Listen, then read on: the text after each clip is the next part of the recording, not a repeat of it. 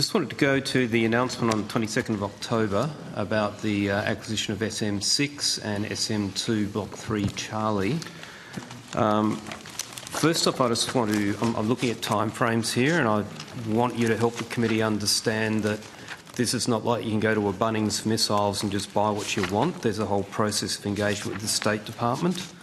So the quick Google search came up with the US State Department's announcement on 25th of August 2021 of their approval for the engineering services as part of building the capability. I'm assuming there was a letter of request that went in before that. Do you have a date for when that was submitted?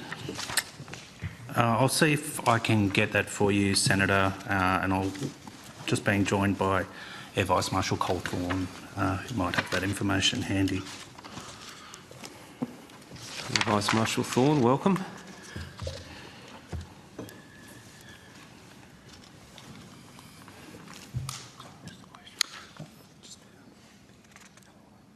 I'm looking for the date of the letter of request from Australia to the US for the FMS case for the acquisition of SM6 and SM2 3 Charlie.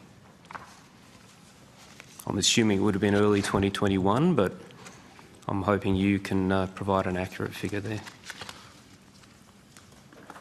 I think just while we're getting that for you, Senator, as you mentioned, on the 25th of August 2021, there was a major arms sale notification by the Defence Security Cooperation Agency for services related to SM6 Block 1 and Standard Missile Block 3 Charlie at an estimated cost of $350 million US. A letter of request for the Warstock acquisition would have followed that date, and we'll see if we can get that for you shortly. Sure.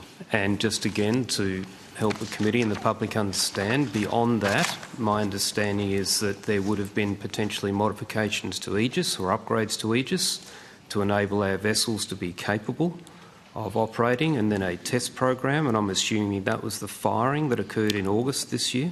That's right. So that earlier case that we referenced in 2021 would have been the technical services provided by the United States Navy to be able to assess the feasibility of integrating those weapons into our classes of frigates and destroyers, and also the assistance associated with the recent live firing of the SM6 missile a few months ago. Sure. And so the decision to then actually procure in October would have been contingent on each of those former processes culminating in the test firing, which proved that it was physically capable, that our vessels with the modified Aegis could actually operate the missile. Correct, and two FMS cases. So one for technical services that's been running for a few years now, and the other that was recently announced by Minister Conroy is for the acquisition of the weapons themselves. Correct. But my point is, this is not something that a government of either persuasion can just say, today we're going to go to Bunnings for missiles and we'll have them on the shelves tomorrow. There is a long and relatively involved legal, internationally agreed and technical process before we can actually announce a procurement. I think there's a graduated process to ensure that the technical feasibility is there to be able to integrate the weapons onto our classes of surface combatants. In the separate acquisition of Warstock, there's also quite a detailed process that the US Navy needs to go through with their suppliers, so in this case Raytheon, to look at production slots, availability of those weapons before they can make an offer to a foreign government through an LOA. Sure. So that reinforces my point. Yep. That there is a long process to go through. So this process had its conception, if you like, back in probably late 2020, early 2021 with the initial letter of request, and finally with a test firing in August, the green light was given to the government to go ahead for the acquisition. Correct, Senator. Correct, okay. So my question now in terms of time frame is, my understanding from what I can glean off the State Department's websites, and they're remarkably transparent, which is great, is that other nations such as Germany have placed large orders also for Raytheon products in terms of the Standard missiles. So what I'm seeking to do is understanding the time frame moving forward when does Australia expect that we will find a slot in the production schedule and expect to see these weapons actually delivered to Australia?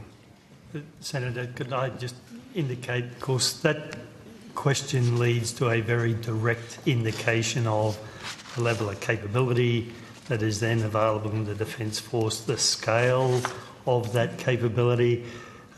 You would appreciate that is sensitive information because of the very specific nature of it and its direct correlation to the type of force that we could field. So the answer to that needs to be couched in a way to avoid the classified nature of that response. And I completely understand that. Where I'm going in part is to seek to understand the comment that was made, and I'm happy to be corrected, that Australia would expect to see these by around 2030, which I think was the comment made by Minister Conroy. And I'm just seeking to understand whether there has been some agreement to fast-track us in that production schedule, or whether that's just where it naturally falls. I think we can look into that further for you, Senator. I'm not aware of that comment in relation to Minister Conroy. I think to your point more broadly about production capacity, obviously the placement of orders enables companies like Raytheon to plan out their production line and to factor in not only US Navy buys for their own purposes, but international orders through the Foreign Military Sales Program. And I think what this announcement provides is that that long-term certainty to be able to lock in production slots and also discuss with the US government where we might be able to bring forward delivery of some of those missiles to meet Australia's needs. Sure. That's fine, thank you. I'm happy to leave that aspect of GWIO there. Sorry, the other question I have for you, the funding for that, for the SM6 and SM2-3 Charlie, is that new funding or has that been repurposed from somewhere else in the IIP? It's funding that was subject to the reprioritisation activity as part of the Defence Strategic Review and then following that the National Defence Strategy. So the $16 to $21 billion that was announced for domestic manufacturing initiatives as well as other lines of effort for maritime capabilities as part of the 2024 IIP.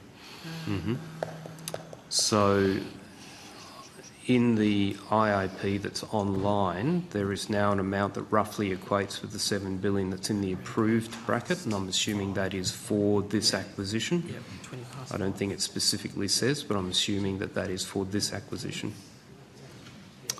We'd have to look at the dates of when that was last updated, noting the government approval was only made recently in October.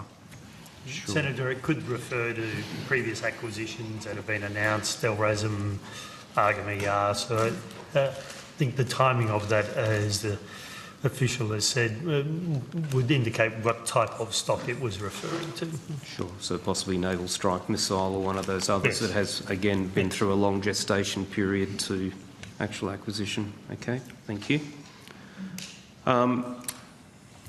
Having done the test firing in August, will there be any further certification activities required in Australia, or once those missiles are delivered, then does that essentially, is there a capability that CN can offer up to JOC for deployment? Senator, Vice Admiral Mark Hammond, Chief of Navy, I came to the table. Dan's done a wonderful job. This project started in Navy, as you know, about 3 years ago. And it was accelerated as a deliberate decision whilst the DSR was in process. And frankly, we would not have achieved the test firing this year if it wasn't for a lot of work by a lot of people in the department, but particularly the United States Navy partnership here. We do have war stock. Again, thank you to the partnership with the United States Navy, and as CDF said, we don't want to go into details about numbers or drumbeat of delivery, etc. Suffice to say the Hobart class now is certified for SM6. That's all 3 vessels. and we look forward to growing the inventory over time. Sure. And just back to our previous discussion, you mentioned parallel to DSR, but I'm assuming the nexus was essentially DSU 2020 in that compressed time frame that people recognised. That's correct, Senator. This was one of those. The C1300 family of weapons was recognised as a project that would not be disrupted but would be embraced by the DSR process. Sure. No, thank you.